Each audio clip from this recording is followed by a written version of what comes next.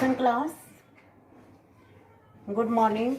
Our next topic is respiratory tract. We start from windpipe. Windpipe से पहले वाला हम कर चुके हैं. This is windpipe. It is having the incomplete ring of hyaline cartilage. This is called trachea. इसकी हमने डिवीजन करनी है. Trachea divide into primary bronchus. Primary bronchus, they are also having the ring of cartilage. This is primary bronchus.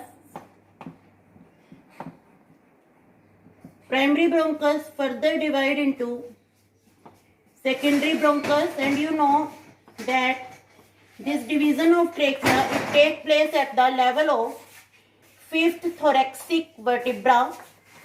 Then primary bronchus is divided into secondary bronchus. अब यहाँ आप देख रहे हैं हर लेवल पे डायमीटर कम होता जा रहा है. Secondary bronchus divide into tertiary bronchus. ये सब डिवीजन लंग के अंदर चल रही हैं. अब अगर हम कार्टिलेजनस रिंग की बात करें तो टर्शियरी ब्रोंकस तक कार्टिलेजनस रिंग मिलेंगी हमें. Then there is formation of terminal bronchus.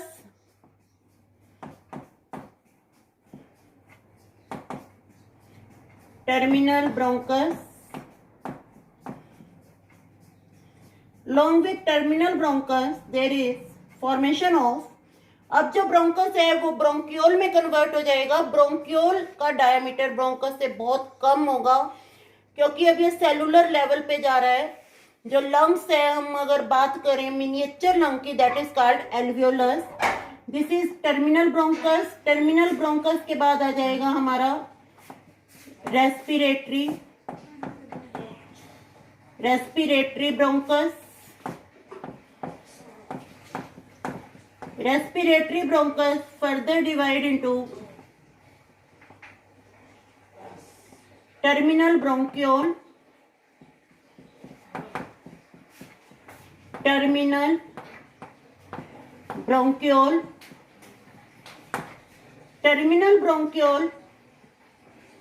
further divide into alveolar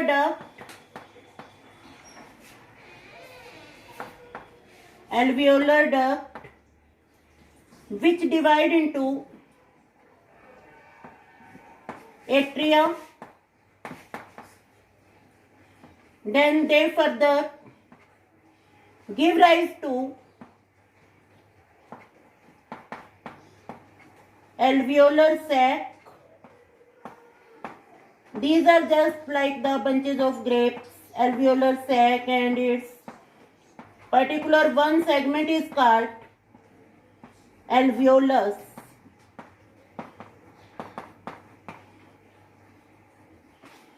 First is trachea. Trachea is the windpipe which start after the larynx. Larynx के ऊपर हमने एक छेद किया था, that is glottis, and this trachea divide into primary bronchus which further divide into secondary bronchus, then tertiary bronchus, terminal bronchus.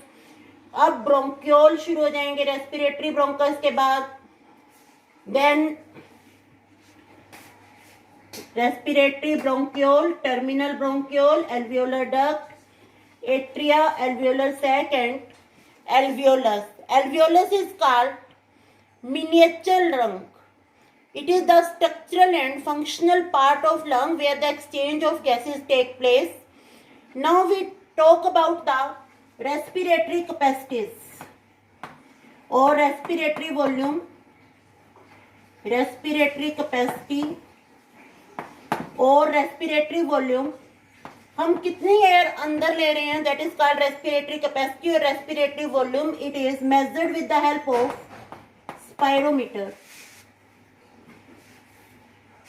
First we talk about tidal volume.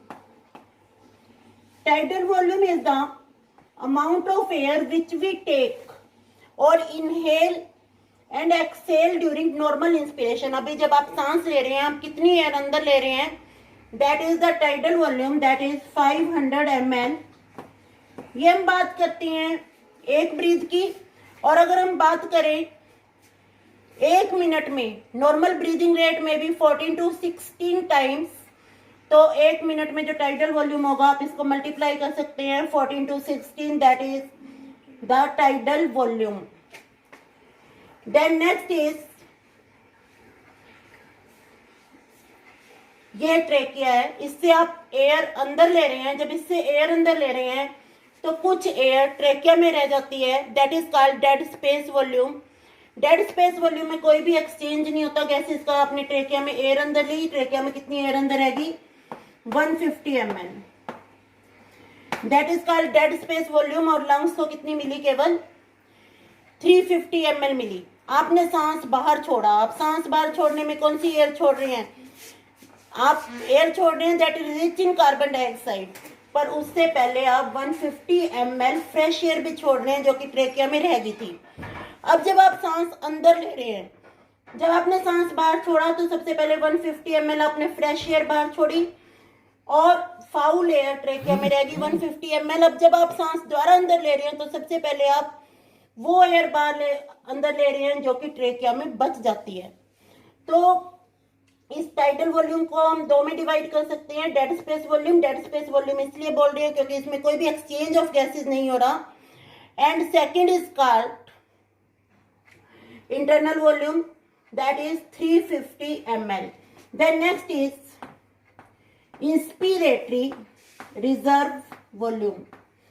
अब आप एक बहुत लंबा सांस लें, जो नॉर्मल सांस ले रहे हैं उससे कुछ ज्यादा एयर हम लंबे सांस में अंदर ले सकते हैं। लंबा सांस लेके देखें, that is called inspiratory reserve volume, that is 2500 ml to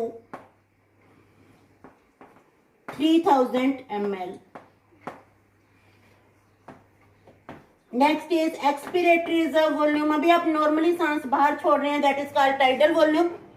आप बहुत लंबा सांस भी बाहर छोड़ सकते हैं, लंबे सांस अंदर लें, लंबे सांस बाहर छोड़ें। जब आप लंबा सांस बाहर छोड़ रहे हैं इसका मतलब आप कुछ एक्स्ट्रा एयर को बाहर छोड़ रहे हैं, that is called expiratory reserve volume. And expiratory reserve volume is 1000 ml to 1100 ml। Next is residual volume.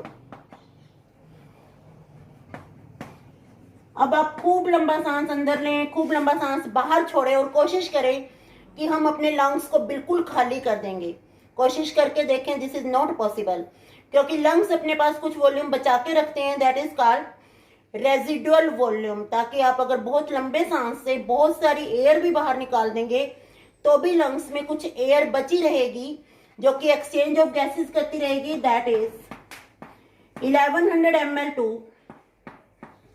1200 ml। This is called residual volume. अब अगर हम कॉम्पिटिटिव एग्जाम के पॉइंट ऑफ व्यू से देखें तो कैपेसिटीज पे क्वेश्चन आते हैं। First we talk about inspiratory capacity. आपकी कितनी कैपेसिटी है? नॉर्मली 500 ml आप बाहर ले रहे हो अंदर, इतना और ले सकते हो। तो inspiratory capacity means tidal volume plus inspiratory reserve volume. ये डाटा आपको प्लस करना है और याद भी रखना है, that is 3000 to 3500 ml। Expiratory capacity, normally आप 500 ml बाहर छोड़ रहे हो, पर कैपेसिटी कितनी है? Expiratory reserve volume plus tidal volume. Then functional capacity. Functional capacity का मतलब लंग्स में अभी कितनी कैपेसिटी और है, लंग्स की कितनी कैपेसिटी है, इतनी एयर तो आपने फोर्सफुली बाहर निकाल दी, इतनी एयर लंग्स के अंदर अभी है और इतनी एयर आप नॉर्मली बाहर निकाल रहे हैं, that means tidal volume plus expiratory reserve volume plus residual volume. This is called your functional capacity of the lung. And last is total lung capacity. This is all about the total lung capacity. इन volumes को आप plus कर सकते हैं, that is called total lung capacity. This is all about the lung capacities. Then next topic is how the transportation of gases take place. Before that, we talk about the miniature lung, that is called alveolus. What is the relationship between alveolus and blood capillary, and what is the thickness of the surface alveolus and blood capillaries? उससे पहले एक बहुत important question that we talk about the surfactant that is called lecithin. अगर हम बात करते हैं gases exchange के लिए क्या क्वालिटी होनी चाहिए मेम्ब्रेन की? Membrane should be thin, it should be wettable, गीली होनी चाहिए क्योंकि गैसेस एक्सचेंज बहुत फास्ट होता है अगर मेम्ब्रेन गीली हो. फिर सरफेस एरिया ज्यादा होना चाहिए. सरफेस एरिया तो एल्वियोलस ने ज्यादा कर ही दिया है. फिर यहाँ पर हम बात कर रहे हैं हमारे लंग्स बॉडी के अंदर है तो सरफेस वेटेबल नहीं है. इस वेट सरफेस के लिए एक सर्फेक्टेंट प्रेजेंट है दैट इज लेसिथिन. लेसिथिन सभी एल्वियोलस के ऊपर एक अपनी लेयर बनाएगा और क्वेश्चन कई बार एप्लीकेशंस पे ही आता है कि अगर लेसिथिन नहीं होगा तो क्या होगा, लंग्स कोलैप्स कर जाएंगे. फिर एक क्वेश्चन आता है लंग्स से रिलेटेड कि एक बेबी होता है, बेबी फिलहाल डॉक्टर के पास आया डेड है. दो डॉक्टर की इन्वेस्टिगेशन है. एक डॉक्टर कहता है कि बेबी की डेथ आफ्टर बर्थ हुई है और दूसरा कहता है बेबी जो है वो डेड ही पैदा हुआ है. How will you investigate? तो इसके लिए आपको पता है कि जब तक बर्थ नहीं होता तो हमारा जो हीमोग्लोबिन है, जो बेबी का हीमोग्लोबिन है, वो मदर के हीमोग्लोबिन से ऑक्सीजन ले रहा है, उसके लंग्स फंक्शनल नहीं है. After birth first breathing start होती है. अब क्या किया डॉक्टर ने, सैंपल लिया लंग का और उसको वाटर में डाल के देखा, वो फ्लोट कर रहा है. फ्लोट करने का मतलब उस लंग में एयर आ चुकी है, इसका मतलब लंग ने वर्किंग स्टार्ट कर दी है. That means the baby was alive when born. Then next topic is transportation of gases.